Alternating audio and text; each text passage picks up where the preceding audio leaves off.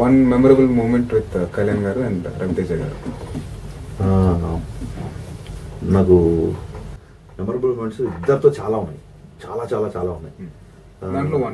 దాంట్లో వన్ ఏంటంటే కళ్యాణ్ గారితో నా memorable moment,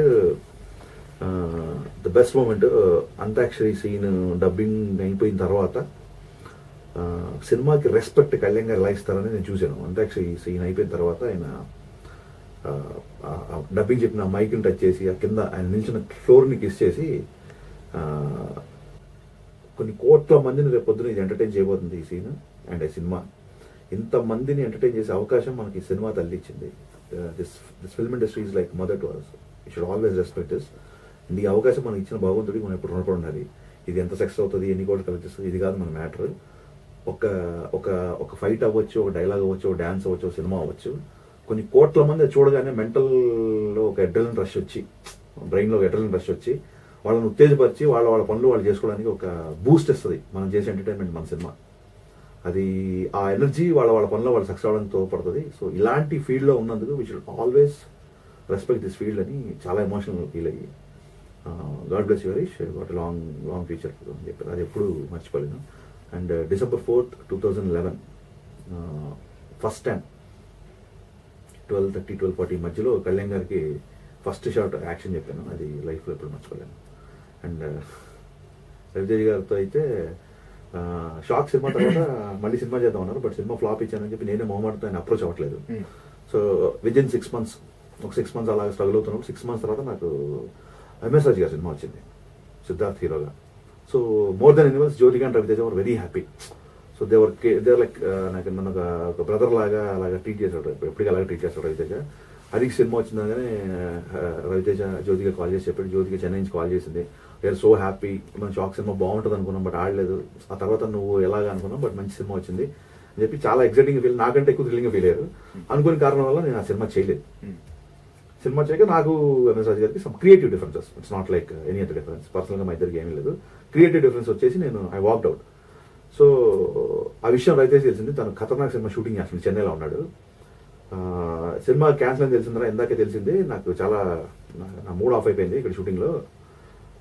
Raviteja hero, Harish Shankar director అని ఎంఎస్ రాజు చెప్పు, వెళ్ళి నేను వచ్చి సినిమా చేస్తాను బ్యానర్లో. అసలు కథ ఏంటి ఏం అడగకుండా అక్కడి నుంచి చెన్నై నుంచి ఫోన్ చేశాడు. ఫోన్ చేయగానే లేదనే మనం చేద్దాం సినిమా, బట్ తర్వాత చేద్దాం, thanks for being so supportive అంటే, లేదురా నువ్వు వెళ్ళి చెప్పు, నేను చేస్తాను నీకు సినిమా, మళ్ళీ అది ఎంఎస్ రాజు విషయం వెళ్ళి చెప్పు, మనం సినిమా చేస్తాం, కావాలంటే నేను కూడా మాట్లాడతాను రాజు గారితో, ఇమీడియట్గా సినిమా చేద్దాం మనం అన్నారు. అది నేను ఎప్పుడు మర్చిపోలేను. నాకు కళ్ళ నీళ్ళు వచ్చినాయి. అంటే నాకు సినిమా క్యాన్సిల్ అయింది అని తెలియగానే తన ఇంట్లో ఒక బ్రదర్ లాగా తన కోపం చేస్తే, అది అలాంటి మనుషులను సంపాదించుకోవడం చాలా rare. So always believe that మన ఇండస్ట్రీకి వచ్చి ఎన్ని సక్సెస్ సంపాదించుకున్నాం, ఎన్ని అసెట్లు కొనుక్కున్నాం, ఎంత డబ్బు సంపాదించుకున్నాం కంటే కూడా మనుషుల్ని సంపాదించుకోవడం అనేది నేను అర్థం చేసుకున్నాను. సరే, ఈ విషయంలో నాకు ఇది ఒకటి గుర్తొచ్చింది. నేను రాత్రి ఒక ఫ్రెండ్తో మాట్లాడుతున్నాను, మన ఇద్దరు కామన్ ఫ్రెండ్. నేను విన్నది ఏంటంటే భువనచందర్ గారికి మీరు లిరిక్ రైటర్కి మీరు కొంత రెమ్యునరేషన్ పంపించారని, as a fee for Gooba Gorinka song. అది దాని తర్వాత ఆయన మీతో మాట్లాడిన సంభాషణ నాకు చెప్పారు. I fell real emotional. Hats off to you. ఎందుకంటే ఆ థాట్ రావడం, ఆయన అంత ఎమోషనల్గా మీతో మాట్లాడడం, నిన్న రాత్రి నేను మాట్లాడుతూ మన కామన్ ఫ్రెండ్ తోటి నాకు మై ఐస్ బికమ్ టియరీ అన్నమాట. అది really great thing that you've done, and I do want to mention this on radio because I want people to know. I don't want, because Bhuvanchandra is a legendary lyric writer. ఆయన మళ్ళీ పాటలు రాసిన నాకు తెలియదు. I'm definitely going to work with him again. ఆయనకి మన సినిమాలో ఒక పాట రీమిక్స్ వాడుతున్నాం అంటే డెఫినెట్గా ఆ పాట బాగుందనే వాడుతాం, మన లిరిక్స్ మార్చట్లేదు. మనం ఆ పాట బదులు రీమిక్స్ వాడకుండా ఇంకో లిరిక్ రైటర్ రాయిస్తే ఆ లిరిక్ రైటర్కి ఎలాగో మనం రెమ్యునరేషన్ ఇవ్వాలి.